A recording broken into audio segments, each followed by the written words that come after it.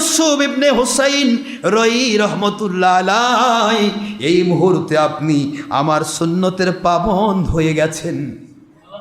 আমি হলাম সেই ইউসুফ, সেই ইউসুফ সিদ্দিকুল্লাহ আলাইহিস সালাম জুলাইখার বিপদ থেকে নিজেকে পালিয়ে নিয়ে আমি জেলখানার মধ্যে নিজেকে বন্দী করে ফেলেছিলাম। আমার আল্লাহ আমাকে বললেন, ইউসুফ নবী আলাইহিস সালাম, আপনার নাম আমার ওলি বান্দা অমুক এলাকায় আপনার সুন্নাতকে জারি রেখে আপনি যে এত বড় স্যাক্রিফাইস করেছেন, কোরবানি করেছেন, আপনার কোরবানিটাকে এমনভাবে সে নিজের জন্য ন্যস্ত করেছে। সে এত সুন্দরী মেয়ের প্রস্তাবকে প্রত্যাখ্যান করে মরুভূমির এক বিশাল এরিয়ার মধ্যে মানুষ নাই, জন নাই, নীরব নিস্তব্ধ এলাকায় আমি আল্লাহর ভয়ভীত হয়ে আমার দিকে মুতাওয়াজ্জহ হয়ে আছে।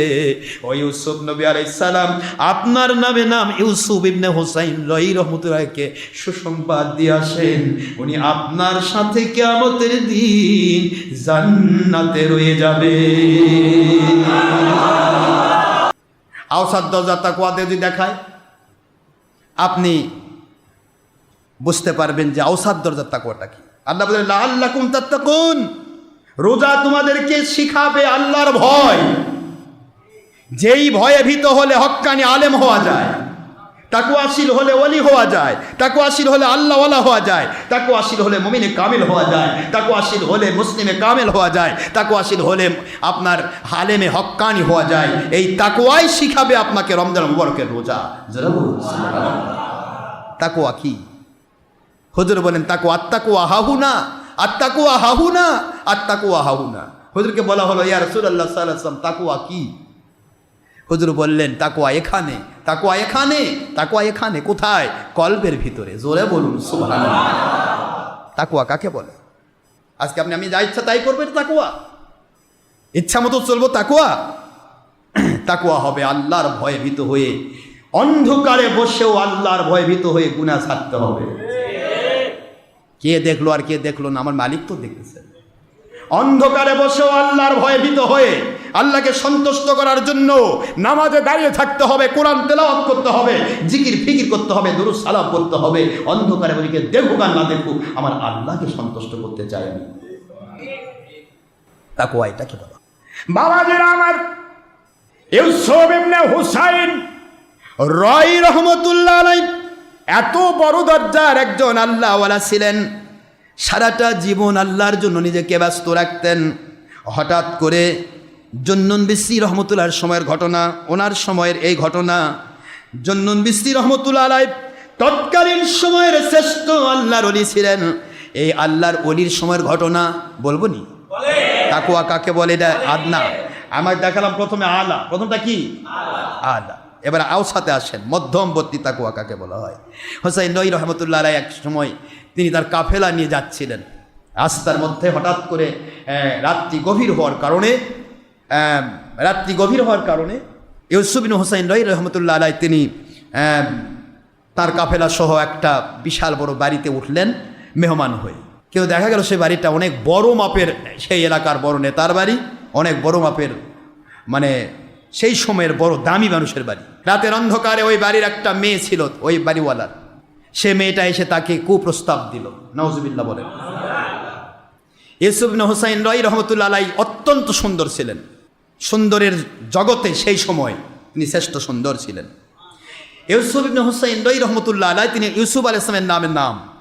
তো ইউসুফ আলাইহিস সালামের সাথে নাম ইউসুফ ইবনে হুসাইন রই রহমতুল্লাহ আলাইহি। তিনি চিন্তা করলেন, আমি এখানে এত সুন্দরী মহিলা, এত বড় বিশাল বড় বাড়ি, সেখানে আসলাম আর আমাকে রাতের বেলা এই প্রস্তাব দিচ্ছে।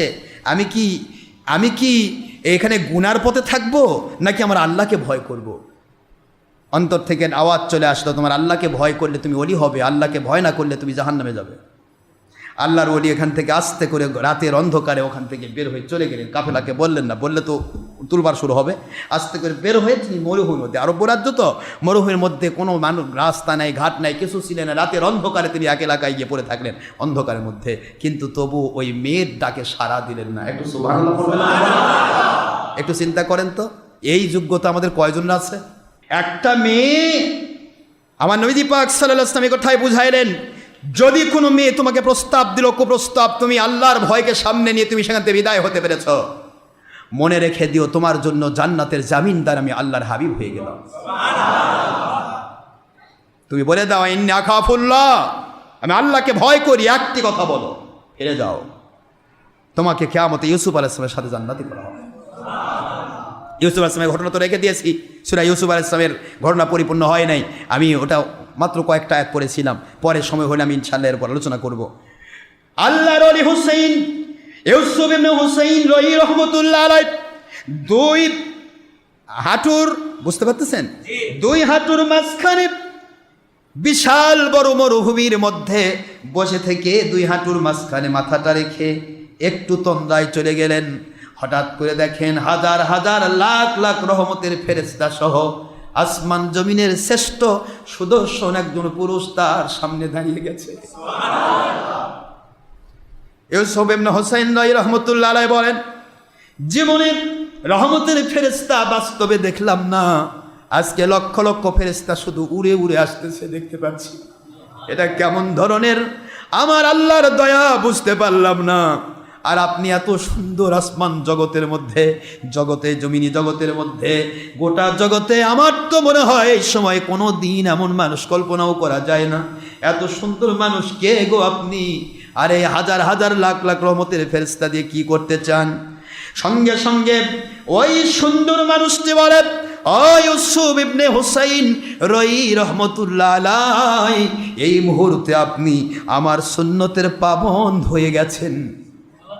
আমি হলাম সেই ইউসুফ, সেই ইউসুফ সিদ্দিকুল্লাহ আলাইহিস সালাম জুলাইখার বিপদ থেকে নিজেকে পালিয়ে নিয়ে আমি জেলখানার মধ্যে নিজেকে বন্দী করে ফেলেছিলাম।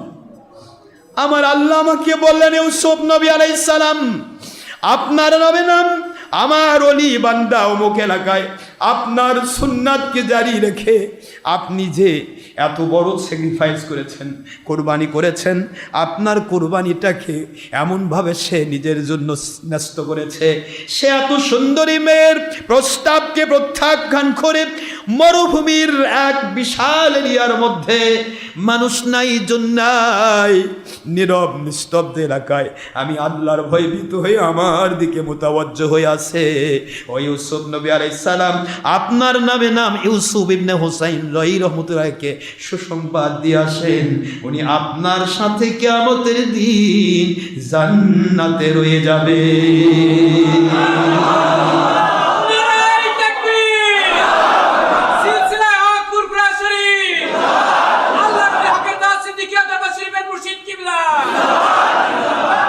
অসাধ্যকর তাকওয়া, অসাধ্যকর তাকওয়া মানুষকে কিভাবে আল্লাহ পাক তাকওয়াশীল বানায়।